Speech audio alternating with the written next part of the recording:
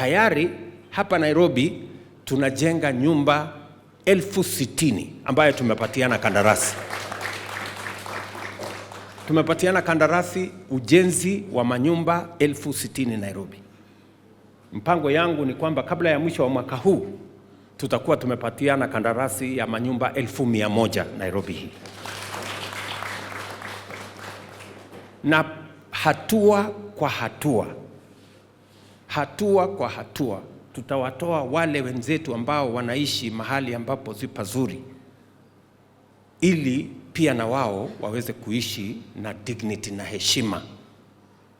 Na vile vile wale walimu, askari, wafanyabiashara pia nao wapate manyumba. Yale manyumba tunajenga, they are not social housing only. Tuko na social housing ya wale watu wanaishi vitongoji duni, lakini pia tuko na affordable housing ya wale wananchi wengine. Tuko na nyumba zingine ambazo zitanunuliwa na Wakenya wengine, so that we can transform our city. We can transform Nairobi as we transform Kenya. Saa hizi ukienda Mandera, Garissa, Mombasa, Kitui, hakuna mahali utakosa nyumba za affordable housing. We have 200 sites in Kenya. Nilikuwa Kisumu juzi, nikaona manyumba ile tunajenga hapo Kisumu, hiyo Kisumu itabadilika.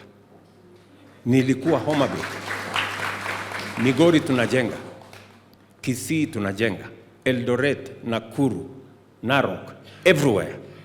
Kwa sababu mpango yangu ni kuhakikisha ya kwamba tunapata home owners, wale watu ambao wataishi katika manyumba yao kwa njia ya heshima, kwa bei nafuu. Ndio tuhakikisha kwamba wakati tunasonga mbele kama Kenya, Kenya inakuwa yetu sisi wote, isiwe ni ya wachache, wengine wanakuwa spectators.